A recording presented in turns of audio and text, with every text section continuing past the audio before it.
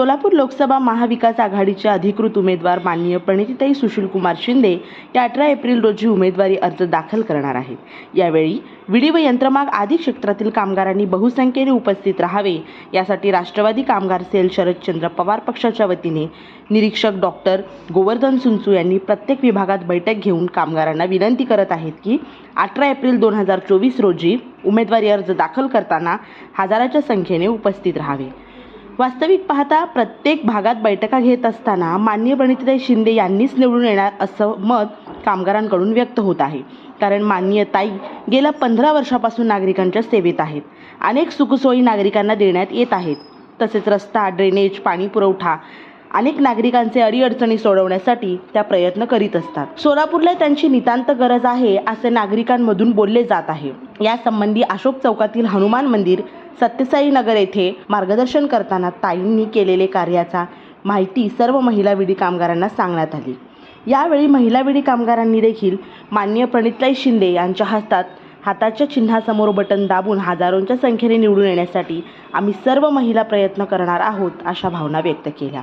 यावेळी सिद्धबा येमूल, जया मामड्याल, शभाना शेख, सतीश दासरी, व्यंकटेश कुरापाटी, सोमनाथ कनकी, तिमप्पा मातगुंडी आदींनी परिश्रम घेतले। पक्षाच्या वतीने आम्ही या भागात बैठक घेतलेली आहे। विडी कामगारांच्या बैठकीमध्ये आम्ही विनंती करीत आहोत, सोलापूर लोकसभा मतदारसंघामध्ये इंडिया आघाडीचे उमेदवार, महाविकास आघाडीचे उमेदवार माननीय प्रणितीताई शिंदे यांनी निवडणूक लढवित आहेत। या निवडणुकीसंबंधी तुम्हाला माहिती देण्यासाठी आम्ही या ठिकाणी आलेलो आहोत। तर सोलापूर शहरामध्ये अनेक आपले कामं आहेत, विडी उद्योगाची गरज आहे आणि जनतेचे अनेक कामं आहेत। आपले मुलं सोलापूर शहरात काम नसल्यामुळे इतर राज्यात हैदराबाद, बेंगलोर, पुणे, मुंबई या ठिकाणी जात आहेत। असे अनेक कामं आपण प्रणितीताई शिंदे यांच्याकडून करून घेण्याची आहेत आणि त्याच पद्धतीने गेल्या 15 वर्षापासून माननीय प्रणितीताई शिंदे यांनी सोलापूर शहरात अनेक कामं केलेले आहेत आणि यापुढे देखील त्यांनी लोकसभेला निवडून आल्यानंतर आपले सर्व काम करण्यात येईल। तशाच पद्धतीने धूम्रपान कायद्यामध्ये विडी उद्योग अडकलेले आहे। धूम्रपान कायद्यातून विडी उद्योग बाहेर काढण्यासाठी तसेच आपले सर्व कामे माननीय प्रणितीताई शिंदे यांच्याकडे करून घ्यायचे आहे आपल्याला।